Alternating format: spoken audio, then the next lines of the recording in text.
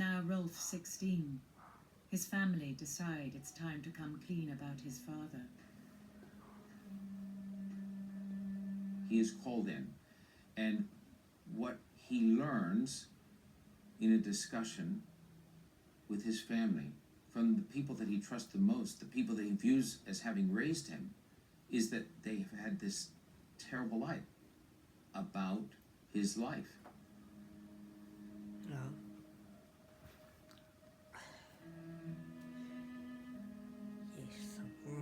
His father isn't dead. He's still alive. He's not in Germany, he's in South America. And not only was he alive, he was accused of these terrible crimes in the war. You want to turn an adolescent's world upside down? Have it be Rolf Mengele. So crazy.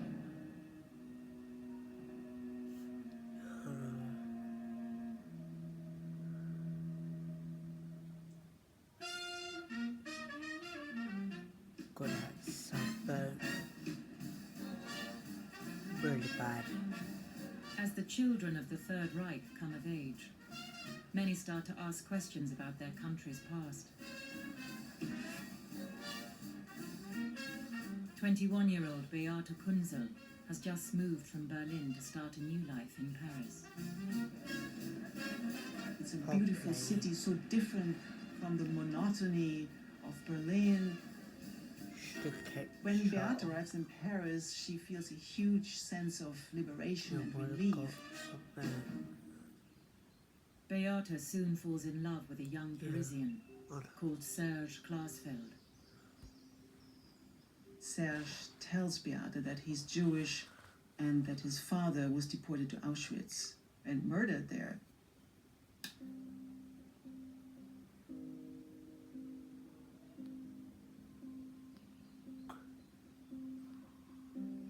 He's the one who tells her for the first time about the extermination of Jewish people, and that turns her world upside down. Beate is shocked, she's surprised, she's moved, but her first reaction is to hold back. She has rarely heard a good word about the Jews, and she was told to be suspicious of Jewish people.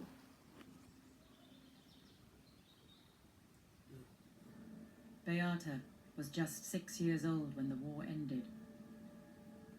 Beate remembers that time full of confusion, full of despair, bitterness, hunger, poverty.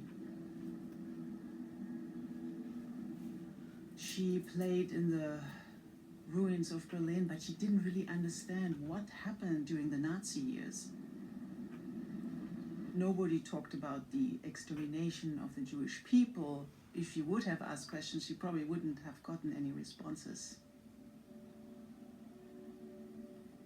The more Serge tells her about the brutal reality of Nazism, and the more she understands what had happened to millions of Jews during that time, it destroys her world the way she has seen it until that moment.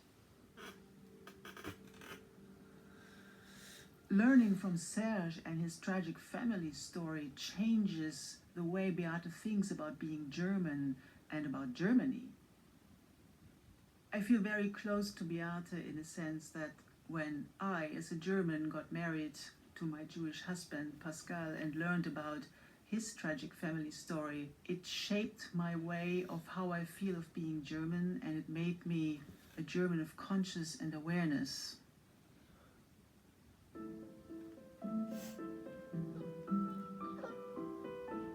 5 years later, Beate is married to Serge. Haunted by the fact it was her people who murdered his father, she wants to right the wrongs of her country's past. Beate's story is a classic coming-of-age story.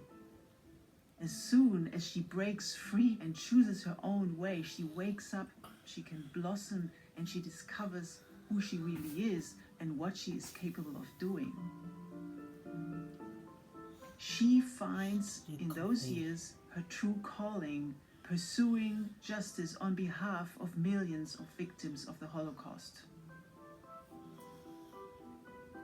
She doesn't really have much time on her hand, But still, every minute she and Serge have, they dedicate to collect and compile all the information of former Nazis and victims they can. Considering where her life begins, her transformation is even more remarkable.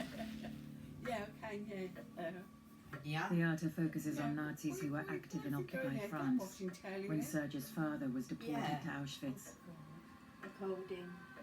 One of the worst of them is former SS officer Klaus Barbie. In 1942, aged 29, he became a Nazi secret police chief in southern France. He was known as the Butcher of Lyon because of his reputation for extreme cruelty. He was responsible for the arrest of thousands of Jews hiding in France and resistance fighters, torturing them, killing them.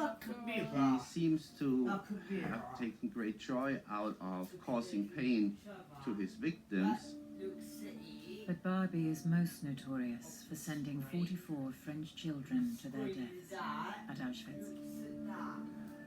After the war, to avoid capture, he secretly worked as an informant for American intelligence as the Cold War began to escalate. Then in 1951, his reputation as a torturer and murderer caught up with him, and he was forced to flee Europe via the Nazi rat line for Bolivia. He's been living here for 15 years under the alias Klaus Altmann.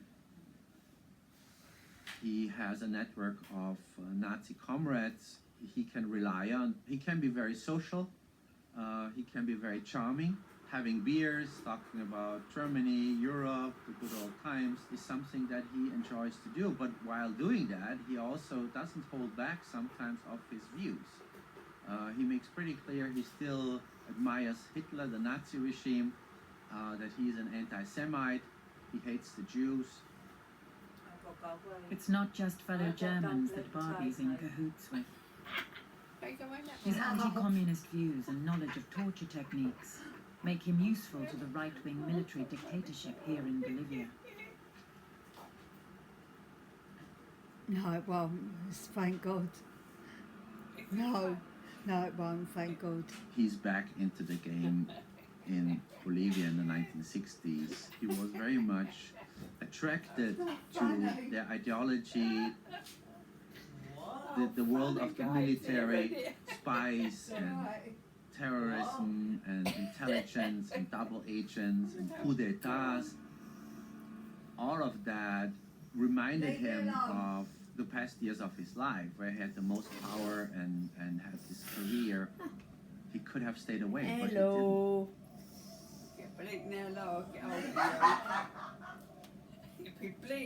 Beata gathers evidence about Barbie's crimes. She lobbies the French government to help her track him down and bring him to justice. Barbie même, il est en fuite, il est même pas en Allemagne. On me fait souvent le reproche en me disant que toute cette pourchasse des criminels nazis, c'est une action tournée vers le passé. Mais je vous dis que c'est plutôt une action qui est tournée vers l'avenir. Parce que de mon avis, il est très important de changer la mentalité des Allemands. Like magic. Beata's challenge is that in the 1960s, the German economy is booming. People's lives are on the up, so the last thing on their minds is bringing old Nazis to justice. In those years, Beata is the moral conscience of Europe. She has this internal conviction. In that way, she is absolutely unique. Some older Germans think she is just very annoying, a young woman who was a child during the war, who doesn't know much, who just makes a lot of noise. But she is relentless and she's unstoppable.